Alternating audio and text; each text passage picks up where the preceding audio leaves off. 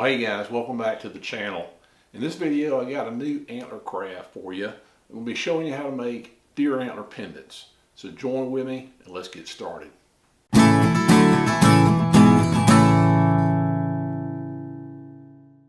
Okay, here you can see me using my bandsaw to cut off about 1.5 to 2 inch piece of elk antler that I had on hand.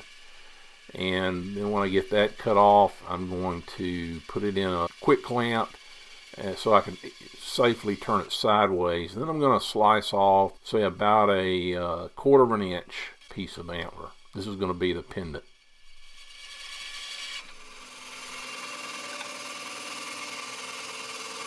Okay, here you can see me going over the pendant with my rotary tool. And if you got something like a Dremel, using a drum sander like I'm doing here works great. I'm just going to go around the edges and kind of shape around them, get all those sharp edges off of there, and give it a little bit of a sand back around the edges as well.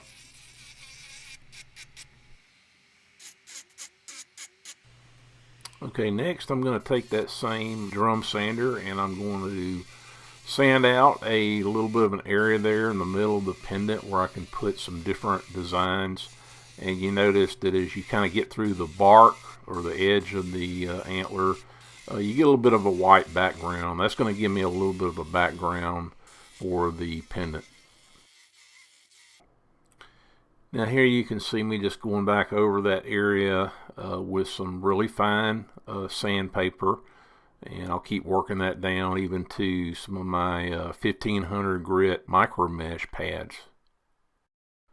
Okay, for the first pendant design, I'm going to be using my razor tip wood burner. This is the wood burner that I use, but you can use just about any wood burner. It's usually good though to have variable temperature control.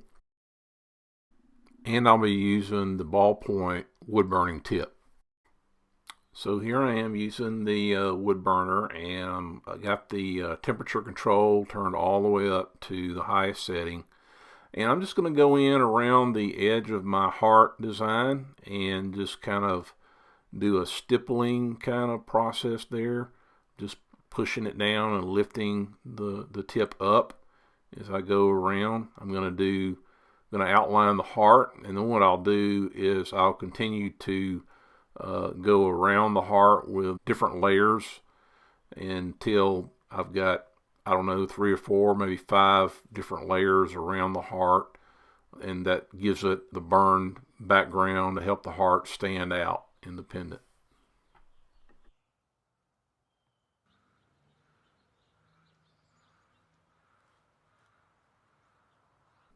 Now for the next pendant, I'm going to be cutting out a recessed area, a recessed heart in the middle of the pendant. I'm going to be using my rotary tool.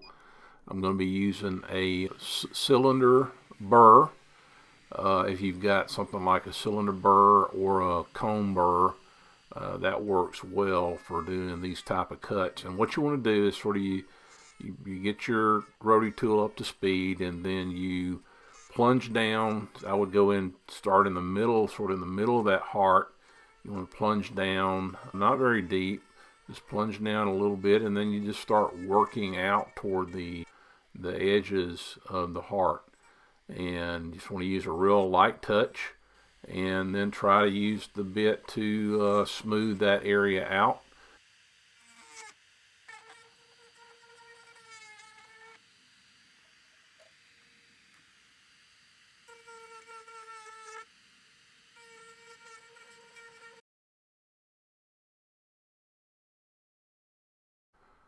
Okay, next I'm going to take a small paintbrush, and I'm going to paint some red in that recessed heart. And here you could use either acrylic, which is a water-based paint and it dries very fast, or like I'm doing here, you can use an oil-based paint. But just FYI, the oil-based paint does take much longer to dry.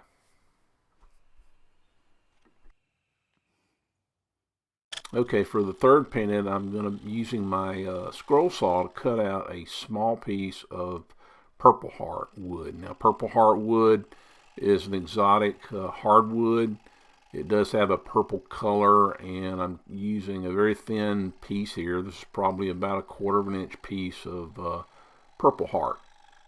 And what I'm going to do is I'm going to cut this out, and then I'm going to use some super glue and just glue it to the antler pendant.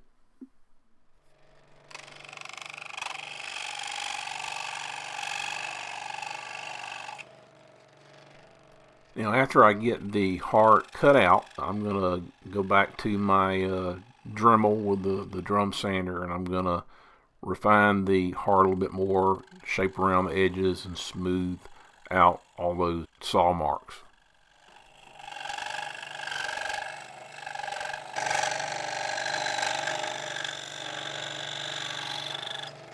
So again, I used about a drop or two of medium CA or super glue, and I used a small clamp to hold it in place. Now with this pendant, you do have to be a little bit more careful about getting the surface as flat as possible. That way the piece of wood can sit there pretty flat. Now you could use other kinds of wood, any kind of hardwood or wood that you want to use here will be fine.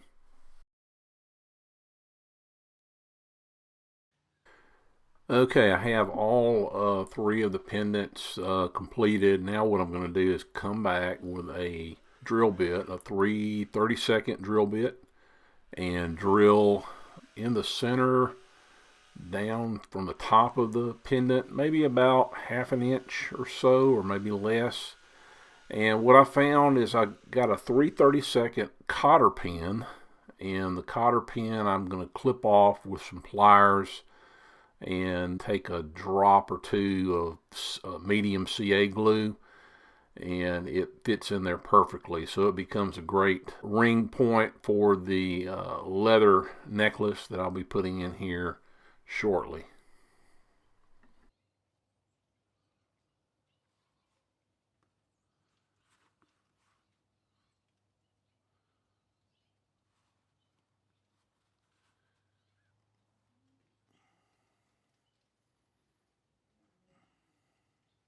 Okay, here are the finished deer antler pendants, and after I glued that cotter pin in place, it gave me a place where I could thread some leather cordage on there for the necklace. So what I did is I measured off about 30 inches of this cordage. It's 3mm deerskin leather cord, and I also threaded on a small antler bead there that you can see on the top of these.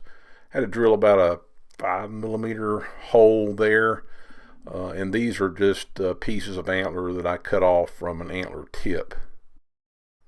Well, hey guys, that's a wrap, and thanks for watching. Please take a minute and subscribe and like the video.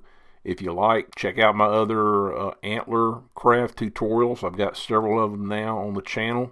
Check those out, and we will see you in the next video.